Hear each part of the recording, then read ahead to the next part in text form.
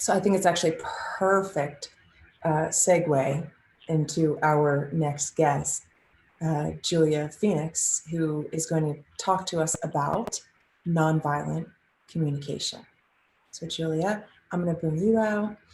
Thank you, John, so much for being here. Really appreciate you. Thank you for having me. Many blessings. Julia, I'm going to go ahead and let you take over. Make sure your sound's okay. You there? Yeah, I'm right here. Can you hear me? I can hear you. All right. Okay, excellent. Hi, Jose. You just greeted me in the chat. So this is a really, really perfect transition. I am so grateful to be speaking right after John. And I was going to ask you guys actually, if anybody here has been in a really big fight recently or an argument, like some kind of really hard time in a relationship where you had an argument. You can raise your hand or you can put it in the chat. And, you know, what I also was going to ask for you to maybe share is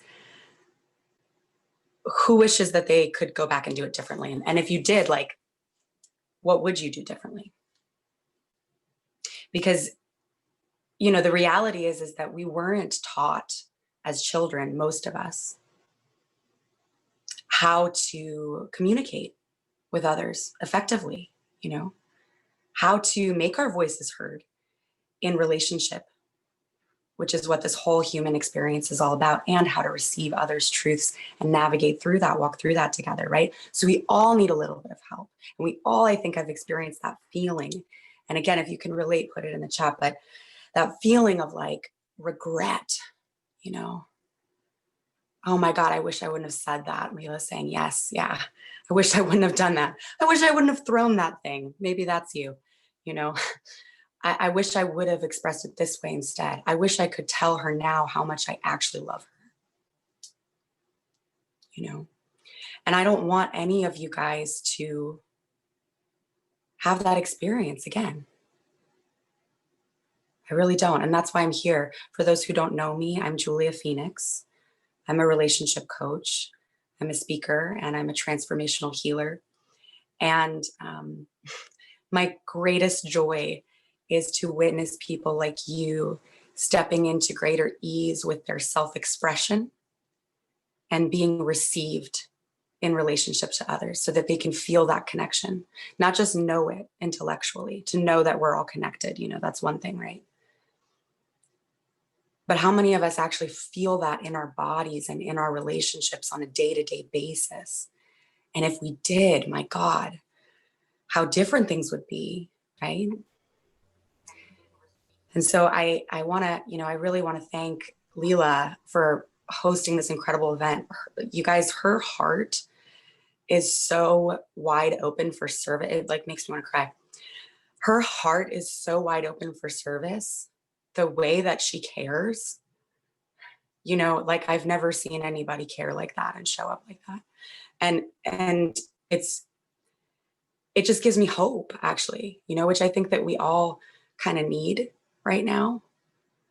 So it gives me hope to see you, Leela, and also John. You know, it's so funny. It's like I'm mentored by Leela. Leela was mentored by John. So there's this kind of really cool feeling of lineage here, you know. I just am so honored to be able to share this spotlight with you and connect in this way with everyone. And, you know, when John was speaking and he was really just naming like that hesitation in using our voice. And also when he was painting that picture of sort of this experience where we could have that free expression and we could be safe in connection doing that. I mean, I felt so much emotion because you guys, I actually have that today in my relationship with my partner and in my relationships in my community.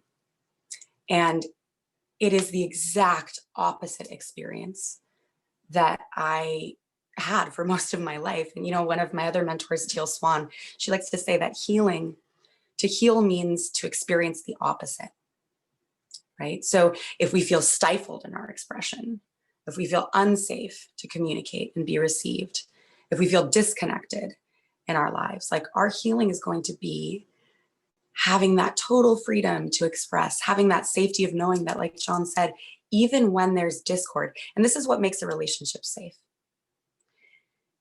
It's not there's never a fight. It's not there's never conflict. It's not there's never discord. There's always going to be that. What makes a relationship safe is, do we come back to the table always with the goal of resolution? Do we show up for that? Do we show up to understand one another? You know, and if you have enough experiences of that within a relationship, your body starts to learn that it's safe to be you in the world. And we need you guys to be you in the world. Like I need that. We need that. So some of you here are familiar to me and you know my story, but I'd still love to share just a little bit of background with you, if that's okay. Just glancing at the chat. Yeah. I'm going to address some of these comments a little bit later. Thank you so much for contributing though. And so like I said, I kind of have this experience now that blows my mind of living in community and having this partnership. I have this amazing career, you know, with helping people. I help women and couples. I get to speak to people. I get to share my message and my gifts. I get to wake up every day excited about the career that I have and the people I'm connecting to. But, you know, like I said, it was really not that way for the majority of my life. I grew up in Palo Alto, California, which is a real privileged area, actually. And I did have a lot of these sort of advantages in terms of, you know, the schools that I went to, right? My parents had money, like, you know, not rich, but like we had enough, right? And I had, you know, the privilege of being white and being straight and, you know, but also like this kind of picture perfect image of my family and my life that it looked like on the outside. The pain that I experienced was that it was a complete disconnect from what was the actual reality behind closed doors and how it actually felt, you know. And I wonder if anyone can relate to that, just like the outsides not matching the insides, and that feeling of being alone, even surrounded by people, like you're in this glass bubble you can see out and no one can see in. It is the most devastating loneliness. It's much worse, actually, I think, than physical isolation. Yeah, Leela's relating. Yeah, there's a lot of fears, needing to hide what's going on at home. Absolutely. Yeah. And you know what was going on in my household was that, you know, my parents were in a cult. That's how they met. They raised my brothers and I in this spiritual cult, which was, you know, really dark in a lot of ways. And my father was a pedophile. So I experienced really profound abuse, just every kind you can kind of think of. I endured those experiences for years from a very young age. And, you know, but what I always say is that what's funny about that is that it's not as much the experiences themselves, although absolutely those are so traumatic, you know, and I really honor that. But the deepest pain was that nobody could see what was happening and that I couldn't talk about it.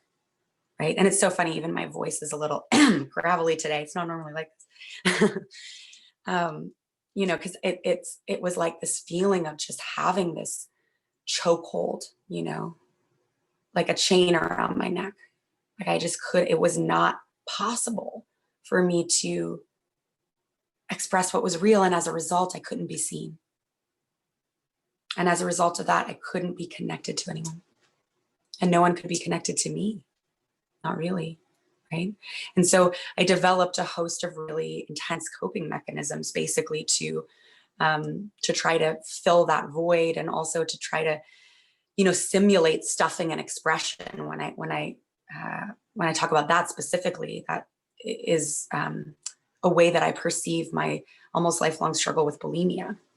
It was like this, you know, subconscious attempt to express, you know. And it took a lot of years, and it took a lot for me to kind of get to this point where I was ready to change, you know. And that moment came for me when I was 23 years old. And I was, you know, I was using heroin at the time. I was, you know, struggling with my eating disorder, really felt like I was going to die. It felt like it was just a fact, you know, like there's no other, you know, there's no other way this story ends, right? So I was really kind of like seeing that. I was a type 1 diabetic as well. So type 1 diabetics that are like using heroin and have eating disorders and stuff. I mean, it's not a lifestyle that is going to give you a long life, right? And parts of me really didn't care. I was really checked out at that point, you know, because I didn't see any hope. And what happened was there was a series of events that brought me to a rehab center in California, in San Jose. And there were some people that I met, you know, that were these kind of earth angels that, you know, they started to tell me how they struggled in similar ways. That was the first thing. So I felt seen and I felt connected, even without having to express really what was there. Somehow they kind of got it. You guys ever had that experience? Like you just meet someone and they're like, oh yeah, I get where you're at. I've been there, you know? And then they could tell you like this story. And that's why I'm so passionate about sharing my story, actually, is because of the way that it can heal and inspire people, and why I think it's so important for you guys to go and tell your stories, because other people telling their stories saved my life. I mean, it wasn't just like, oh, this made me feel good. You know, it was like your story can save someone's life. And it was because of those people that shared with me about their experiences, I decided, hey, I'm going to go ahead and I'm going to just give it a try, right? Because I know where this other path goes. But I don't know, you know, what could be possible for me if I just opened up to something different, if I just accepted help, right? And so I did. And, you know, it was hard. I struggled for about a decade in my recovery process, right? Learning how to do life again without these coping mechanisms, learning how to be in the world and have a job and show up places and adult and everything. I felt like I was about 13 on the inside, you know, but I was 23 or I was in my 20s, right? And, you know, there were these people, again, that just sort of guided me, helped me through that. But still, even though I had these connections in my life, these earth angels that I'm talking about, there was still this way in which I felt really alone on the inside. And there was still this way in which there was this frustration of no one ever really being able to see inside, you know? Because in my childhood, and maybe you guys, you know, maybe you guys can relate to this, but this is what I see so much going on right now. There's only two ends of the spectrum that we see represented in a dysfunctional kind of relationship style. There's silence, right, which was the end that I was kind of finding myself on that spectrum, and there's violence. But there was no in between. There was no way to really, really express in a peaceful way and just share. Like, I didn't know how to do that. You know what I mean? Nobody taught me that. So when I found inner child work, that was another huge turning point for me. And I was in a child development school program. I got my master's degree actually in child development and human development. And in one of my human development classes, we learned about this method called nonviolent communication. It's by a man named Marshall Rosenberg.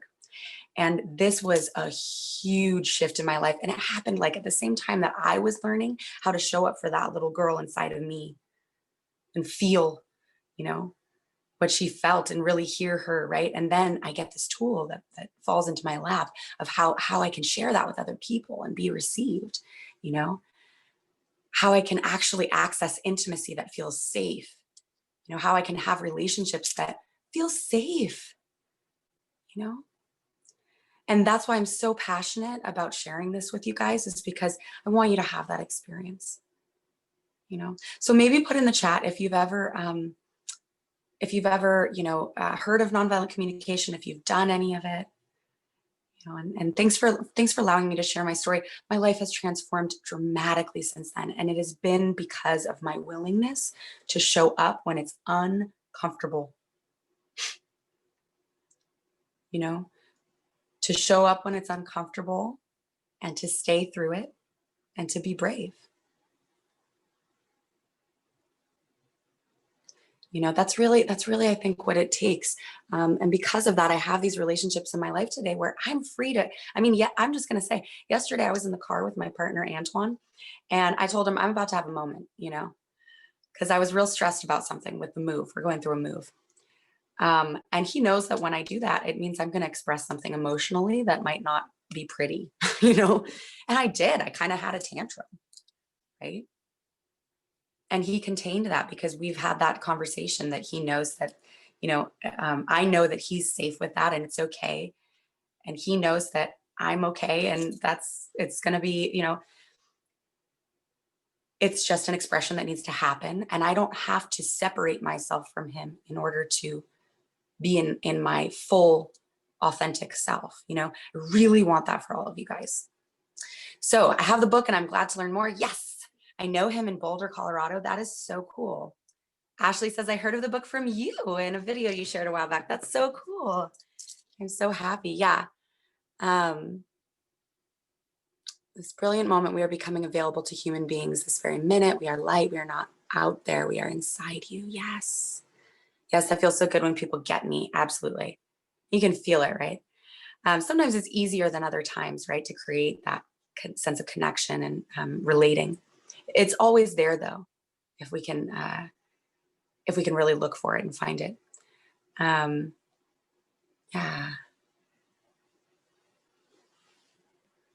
Audio not working. I'm sorry that your audio wasn't working.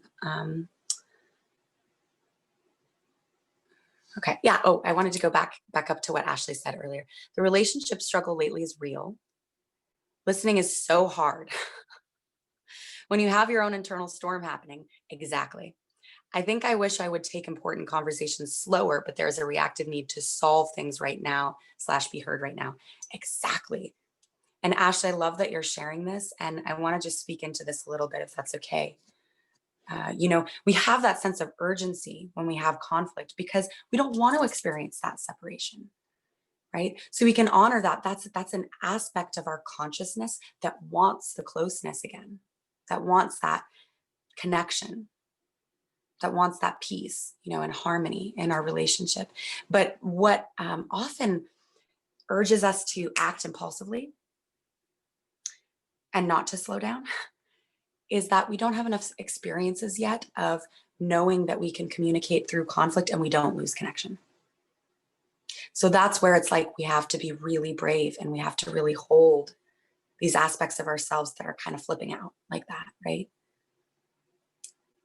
Like when you go into a panic in a conversation and you just feel like it almost feels actually like you're going to die. And there's a reason for that. It's because we're biologically wired to preserve our connection to other humans at all costs because we're a tribal species, right? So it feels like we're going to die. And so it becomes about then, how do we understand that we can maintain a sense of connection through conflict? And a lot of it, honestly, is just practice. So I'm just going to give you guys some simple tools today. Let me check the time. 10:39. Okay, we're good. So I just want to give you guys kind of some simple tools today. And we're going to do a little practice. It's going to be fun. I'm going to help you guys out maybe with some of your personal situations here. But I just want to share just a couple of principles briefly of nonviolent communication. Super effective method. It's been used in talks with Israel and Palestine. It's used in workplaces. It's just the most effective method that I've found. And, you know, what it really centers around is our capacity for empathy, like John was speaking about earlier. And this capacity for empathy is dependent completely upon our ability to feel ourselves. So we talk about, and a lot of spiritual people, right, talk about the heart and compassion. We talk about, this love, this compassion for others in the space that they're in, right? I actually am going to say, I think compassion is impossible if you're disconnected from your own feeling experiences, including your own pain. And so the very first step is to, Leela led us in some very beautiful mindful movement this morning. The very first step, that's just a prerequisite for having these kinds of relationships and having these kinds of conversations, is connecting with yourself in your body and connecting with the sensations in your body, which is all that emotions are. And really, we do so many things because we're afraid to feel. We're afraid of the consequences of that feeling. We're afraid no one will be there to hold us in that feeling. And so I really honor that it can be challenging to do that, but it's absolutely essential. So I'm going to challenge each and every one of you guys to prioritize making a daily practice, even if it's 5 minutes, where all you're doing is sitting in your body and feeling and noticing what you feel and doing a little bit of mindful movement, like doing some of the bowspring beforehand. That's what I like to do. So I'm kind of opened up, or any other mindful movement. You like to do yoga. Some people like to go for a run to get in their bodies and then sit with yourself. Jose says 5 minutes is really doable. I agree. Yeah, we can do 5 minutes, and it might be uncomfortable, and I promise you'll survive, and you will build your capacity to stay with yourself. And that's really the beginning of being able to have conversations that don't explode into fights. Fighting is not a necessary or essential aspect of any relationship. And I don't care who tells you otherwise. I was told most of my life it's normal to fight in relationships. Maybe you guys were told that too. Yeah, you're going to fight. Sometimes you're going to yell. Sometimes you're going to throw things, It's normalized in our society, and we need to stop normalizing that because it's not normal. And there are other ways, that we can move through conflict. Conflict is very different, very, very different than fighting. Conflict is simply, I'm having a feeling, perception, need, or boundary that is now like differing from your feeling, perspective, need, or boundary. And we need to explore that and get on the same page, right? It's actually an opportunity to connect more deeply. And we limit ourselves from doing this when we lack self-empathy and therefore cannot connect to the other. So again, the very first step of nonviolent communication, offer yourself that empathy and that validation. So what this looks like is I actually will pause. Ashley spoke about, pausing maybe before exploding, or really charging full speed ahead in a very reactive sort of way. I will pause and I will actually sometimes put my hand over my heart. Sometimes I'll do it internally and people won't even know. I'll just be looking at you guys like this. And I'll say, oh, if I'm feeling fear in my chest, say, oh, I'm scared. If I'm feeling anger rising up, like, whew, I'm really angry. And you know what? It's okay to be angry. It's really right for you to be angry. It's valid for you to be angry. It's okay to be angry. It makes sense that you're angry. I'm here with you. And when I can offer that to myself, that's when I can step out of this kind of narcissistic perspective, of you need to see my reality. When I can offer that to myself, then I can show up and I can see their reality. And that's really what nonviolent communication is about. Instead of being adversarial towards one another, because there are two movements all the time in relationships. You're either moving towards one another or away from one another. So we're moving towards each other in this way. So the second thing that I'm gonna tell you is suspend your judgment as much as you can and suspend your assumption. The first thing that you can do is watch, and John was speaking about assumptions earlier. or judgments earlier. Watch the assumptions you make and the judgments you make as soon as you get triggered. You know, so like a judgment statement, an example of that would be, so like, let's say Antoine, that's my partner. Let's say he's an hour late to dinner. By the way, Antoine was an hour late to our very first dinner date. Don't tell anyone. It worked out, obviously. I could make the judgment, he doesn't care about me. Make the assumption that he didn't try to be there on time. You know, and I can go there that quick. And I'll feel that as though it were a reality in my body, you know.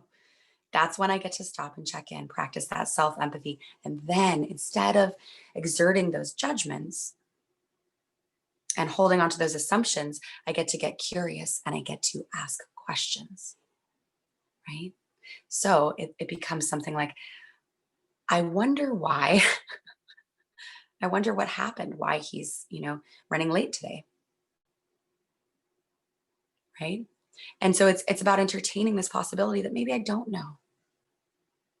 And that is just so beneficial in relationships of all kinds, even with yourself, to have that attitude, because we think we know all the time, all the time. And I'm the worst at this. I'm super guilty of this. I have to practice this constantly. I think I know. You know, it happens with Leela. I'm like, Leela's judging me. She thinks this about me, you know? And then I get to take a step back and really ask, is that true objectively? And maybe I can ask a question and see, what did you mean by that statement, right? Is that just my perception? Is that just my projection? Or is that real? You might be surprised at how often you're wrong. So once we have our feeling body in connection to our conscious mind, we're going to link our feeling to a need that we might have. So using this example of Antoine being late, I could say my need is for you to be on time all the time, but that's not really it. That's maybe a request. That's a desire. If I go deeper, the true need, that feeling that I'm having, which could be frustration or maybe hurt, you know, the need is to be considered maybe. Or be, you know, the need is maybe to be prioritized. So super important needs. I'm gonna read Leela's comment now. She says, linking feelings and needs feels like the hardest part. It's such a big deal because, again, we weren't taught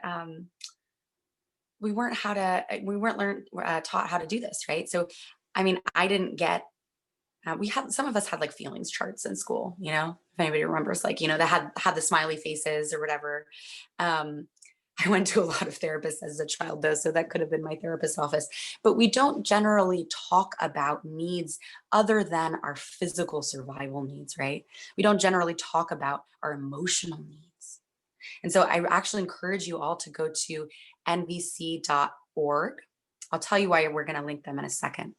nvc.org, they have lists of needs. And you can categorize them in different categories, you know. So there are those physical needs. There are spiritual needs that we have, right?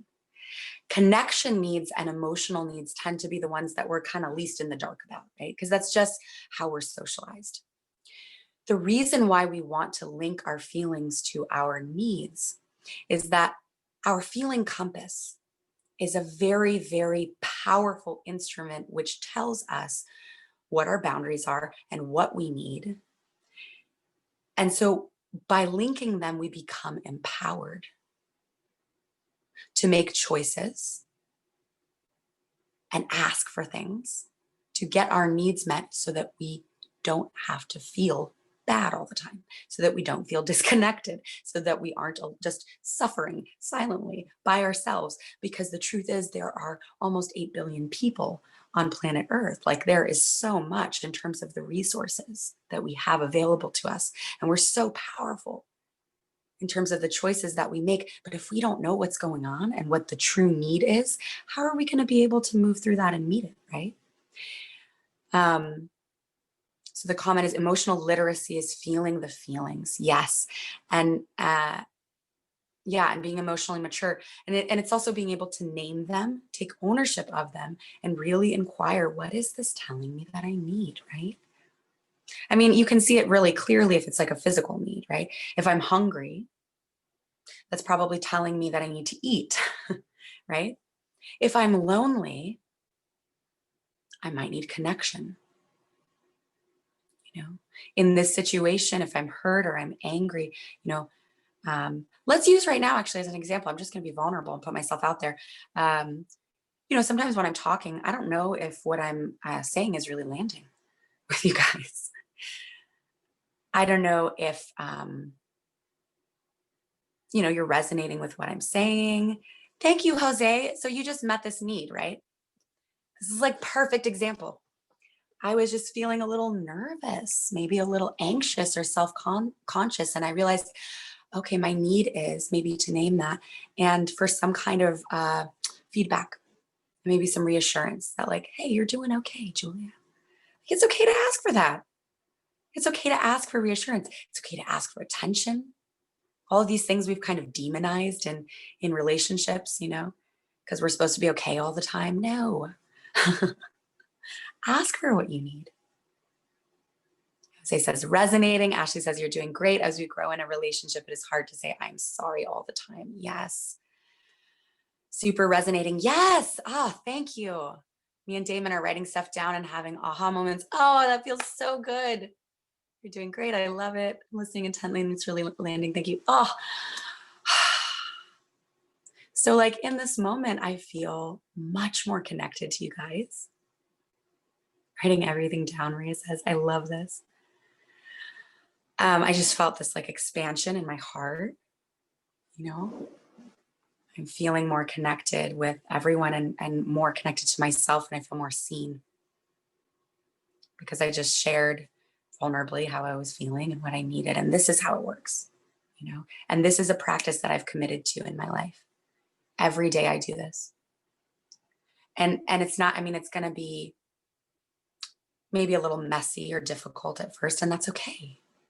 You don't have to get it perfectly, and we're going to mess up. You know, I always like to say life is not an after school special, you know.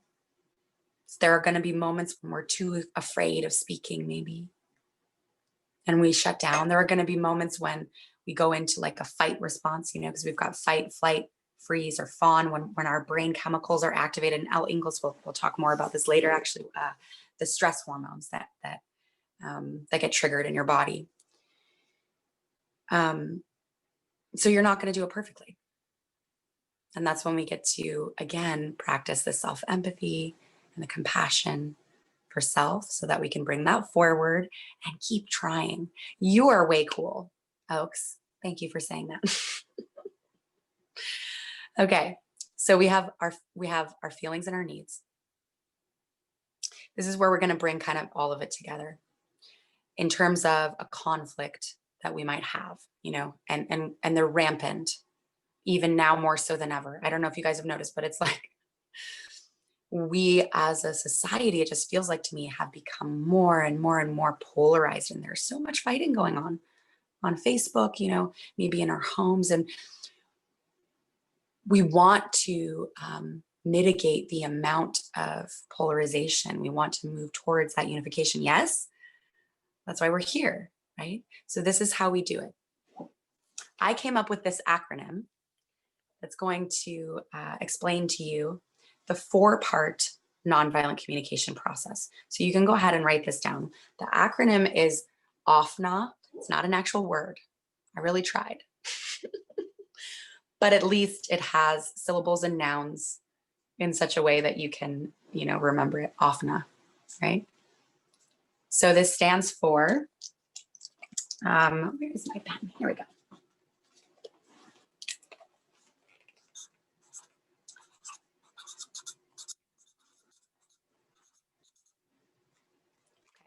The O is for observation.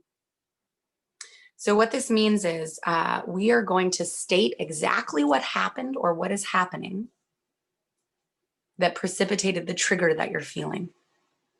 And this is like, you're going to do it as though you were watching a movie and this happened and you were narrating a scene. You're going to do this from as objective as possible of a perspective. Thank you so much, Leila, for writing the points in the comments. I really appreciate that. And you guys can refer to that. So we're just going to observe. So what that might look like is Antoine's late, right? When you didn't show up on time, right? I noticed that you came at 12 and our agreement was to meet at 11.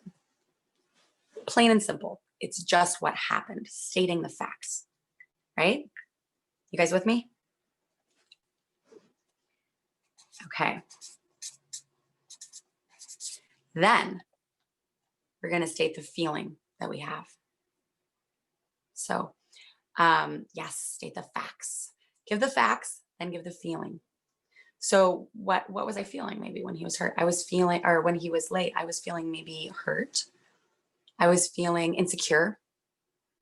Like maybe I'm not that important to him.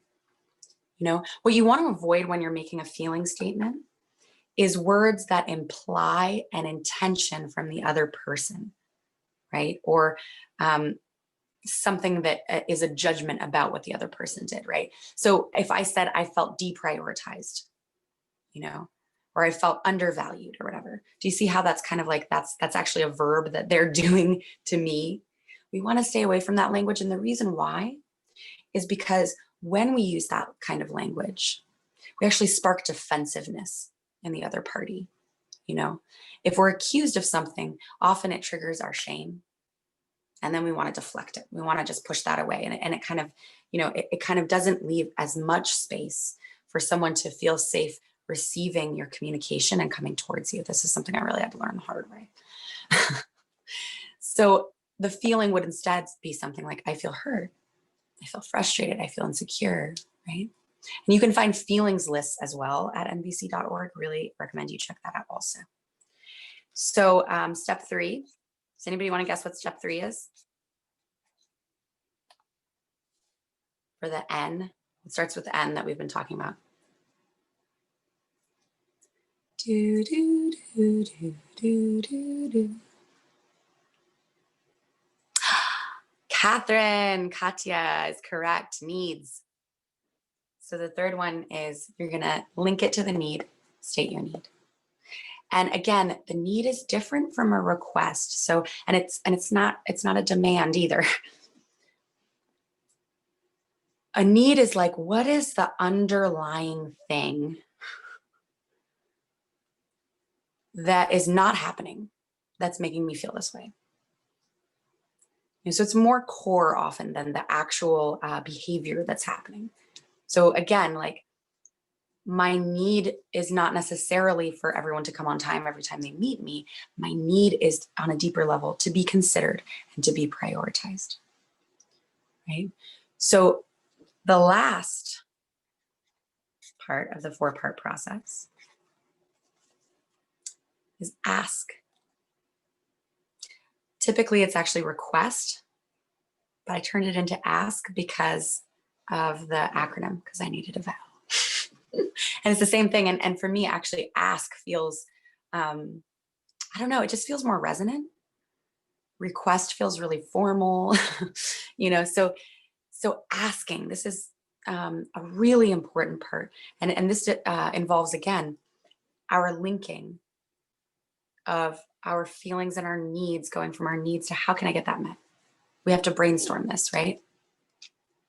So what might it look like for me to get that need for consideration met?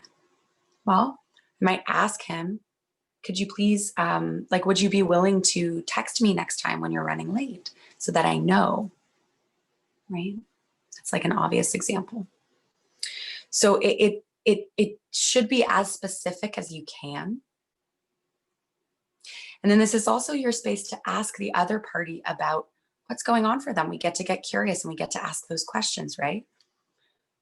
I'd like to know if you're willing to share what was happening that caused you to show up late, you know? And you can ask clarifying questions, you know?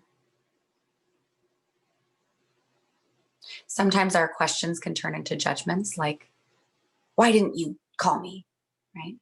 That's not the kind of questions I'm talking about. So this is really fun. I want to take an example from you guys. I think I have about 15 minutes left. I would love if someone would be brave enough to use their voice and express about a fight or a conflict or an argument that you've had going on in your life that you might need help with, that we could brainstorm around together as a group. So you can just unmute yourself, or you can type in the chat, whatever you'd like.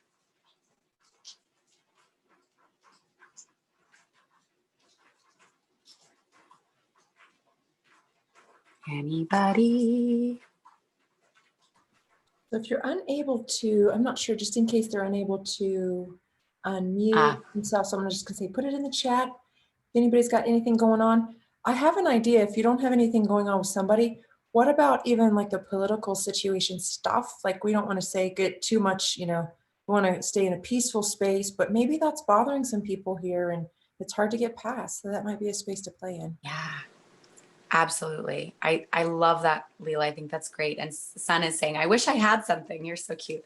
And it doesn't have to be too like sometimes it's better actually to practice with the ones that aren't like the most charged, most triggering, difficult conversations with the most important relationships in your life. Sometimes it's like, I got annoyed that, my friend said she was gonna give me a ride and she canceled, things like that.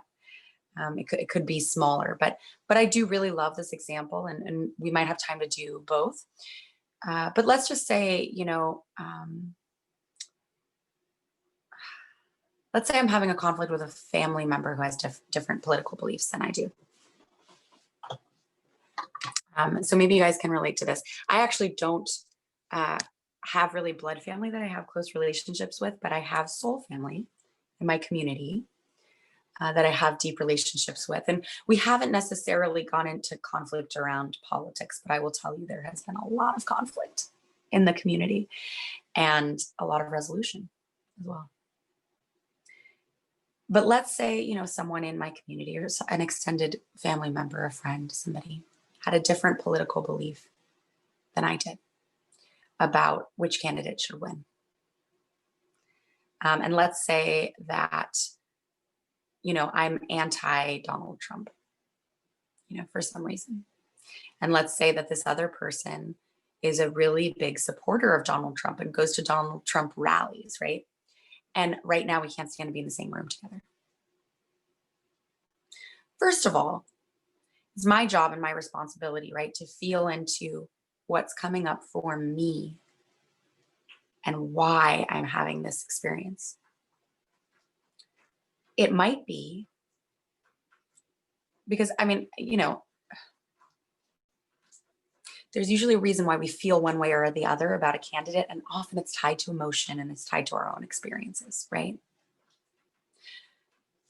And so let's say I perceive a candidate to be racist or something, and I have a partner who is a person of color. That issue affects me, right? Or let's say, the other person is very conservative and, gave a baby up for adoption really young and is very strongly pro-life, and that's a strong issue for them, right? That's like in their heart, that's in their bodies. That's why it's so charged, and it's like they're needing probably to be seen in a similar way that you are. And always when there's a situation like that, you're mirroring each other in some way. And it becomes a standoff of, I need you to see me. No, I need you to see me, right? So what do? I talked about this on a live yesterday, actually on Facebook, for those of you who are connected with me there. We have to see ourselves first. So I'm going to go inside and I'm going to say like, wow, this is really, I can feel that this is making me really uncomfortable. What's on the surface is maybe anger or rage. I might need to process some of that. By myself in a safe way or with a safe person. I might need to scream into a pillow. I might need to let myself get angry and say all those things that I might want to say so that I can discharge the energy enough to get to the underlying layer, which in this case, I believe, like if I'm looking at this example, would be maybe fear. Like the vulnerability behind the anger. Anger is one of those emotions that pushes away. It does not pull in. So remember, we're either going away from each other or towards each other. It's not that anger is bad, but you got to recognize that when you're in anger, you're in an active state of push. And so sometimes we have to, stay through that discomfort and just notice the part of us that's like pushing and stay. And sometimes we might have to take a minute and we might have to express that so that we can really feel into the deeper layer there. And it's really fear. And there's, you can feel maybe as I'm talking, like there's like more vulnerability behind that. I'm afraid for my partner's safety. Like that's what it's really about, right? And most people, if they can really see that it's about that, they're going to deactivate a little bit because they can relate to that, right? Or they can feel like the vulnerability behind that. And they can also feel that like that's a you thing, because at the end of the day, it is, right? We think it's a them thing, but it's an us thing, and like an us thing in terms of the relationship itself. So I think the way that I would communicate is like, hey, Sue, we'll always use this example of a fictional person named Sue, right? Hey, Sue. So we've had several conversations in which you've expressed support for a candidate. You've expressed support for Donald Trump. I noticed that when you're expressing that support, like you did at the barbecue yesterday with the family or whatever, I felt frustration and anger coming up in me. And when I sat there, when I sat with it, I could sense that there's fear. And what I'm really needing is for you to see and understand my perspective and honor it, even if you don't agree with it. So, and so that's the need, right? So we did the observation. I heard you express support for this candidate at the barbecue, right? I felt, and by the way, maybe you learned I statements in school. I statements will save you so many times, really. I know it's kind of become this sort of cheesy cliche, but it's so powerful because what you're doing is you're taking the power back and the focus back to yourself. It actually puts you in a position of power and choice when you are speaking about you. And it deactivates and de-escalates the conflict. It deactivates the other person from feeling like they have to armor up against you because you're not deflecting onto them. You're asking to be seen, which is what you really want anyway. I mean, let's be real, right? So the feeling, I felt frustrated and I felt scared. I need you to understand my perspective and really get what this is about for me and respect that, So my ask or my request might be, would you be willing to hear me share more about my experiences being in an interracial relationship and the fear that I have behind, supporting this particular candidate or this particular candidate being in power? And I also might ask, what do you need? Sometimes the other party, like they're not going to know too. You're going to run into this a lot. Like people, sometimes they don't even know how they feel. They just react. They just go into anger defense mechanism because they're either scared or there's shame or there's something underneath that's more vulnerable, that's hard to feel. And so when we're in a space where we can empathize deeply with our own perspective and our own experience, sometimes we can ask questions to help people actually figure it out, So maybe it's like, I'm sensing that there might be some frustration coming from your end. Is that true? So we never want to say, I know you're mad. Because the truth is we don't know. And we want someone, we don't want to take that away from someone to be able to express that, right? So, I'm perceiving that you may be angry. Is that true? Yeah, I do feel mad. Okay. I'm wondering if that's because you also have a need to be seen in your perspective. I'm wondering if you might be afraid that you'll lose connection with me if we have a different political belief. You see, so we're opening up the door for the other party to touch that vulnerability And we're actually allowing them to feel seen and to feel cared for, right? Because we are attempting to go into their world, you know, we're making space for their voice. We're making space for their perspective. And from this place is where we get to start to brainstorm solutions, you know? So I'm seeing Ashley as an example. Excellent. We will go to that in just a moment. So helpful. I'm so glad it's helpful, Leela. Is it always necessary to share one's feelings? Thinking of situations when hearing what I feel may be more triggering to the other person, not de-escalating. Choose to hold space for the other person's off net first. You definitely do that. That's definitely something you could do, is you could begin by asking questions. If you sense that someone is intensely emotionally charged, like, you know, I would actually state like an observation. And this is, by the way, what I did with children when I worked with children for many years. And I wish that all of us, you know, it was done with all of us when we were quite small, but it's okay. We can relearn it. We want to reflect back what we're seeing and what we're perceiving, and also what we're hearing maybe. So I'm hearing you say that it was really upsetting to you when I expressed that support for my candidate. I'm perceiving that you're raising your voice, and I'm getting the impression that you're mad. Are you angry? And then I would ask, what do you need with that anger? You know, do you need space to process that? How can I support you right now? If you're in a space to offer that, sometimes that's a beautiful thing to say. If you're sensing that like they're really in need of that kind of experience of de-escalation, and you know that might need to happen before you speak your piece. However, I really would sit with why it is that it feels not okay for you to express your feeling. Because, you know, other people may be triggered by the fact that you are having a feeling response. And what I want to say about that is that that's okay. You know, it's actually giving them an opportunity to confront that, you know,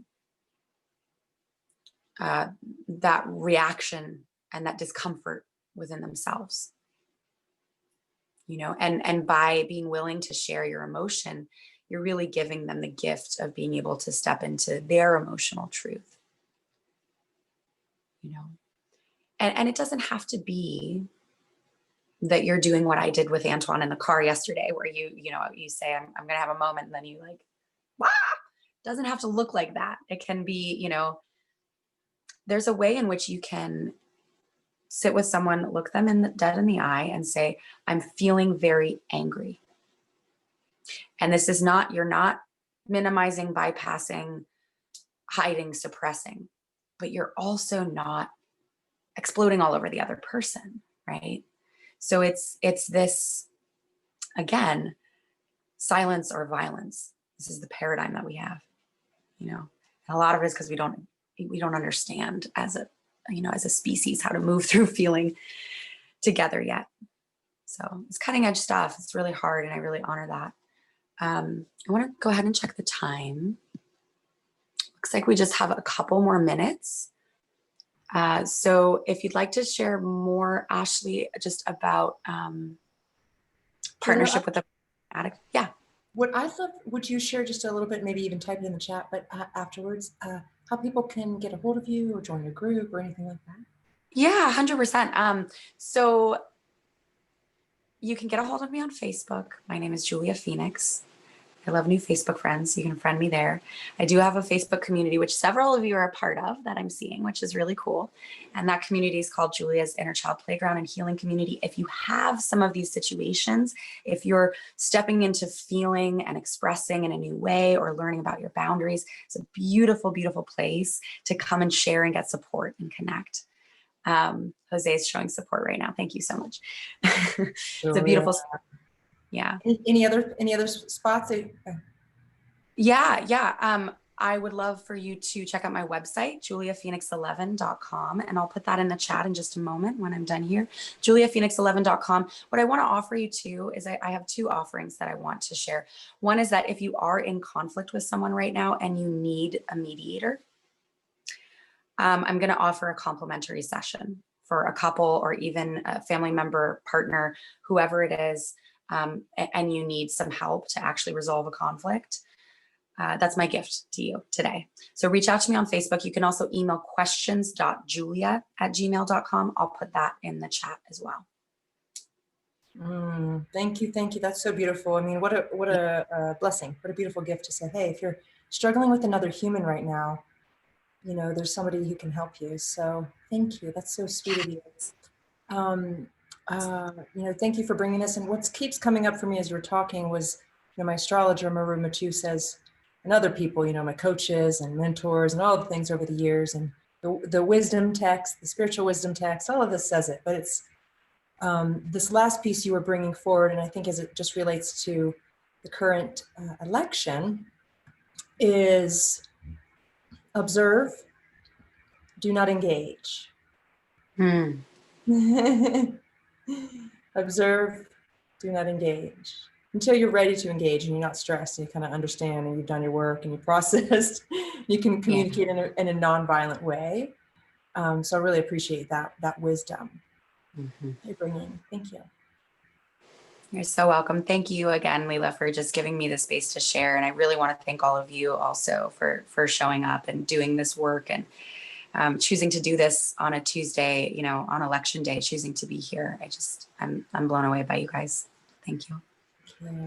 Got some people saying these are fabulous tools. Yeah, this is really good. So keep practicing nonviolent communication and reach out to Julie if you need help. There's a book out there. And so we're going to move on. I'm going to just pause, do a couple tech, push some buttons, and then I'll introduce Aaron. Sure. Thank you so much, you guys. Awesome.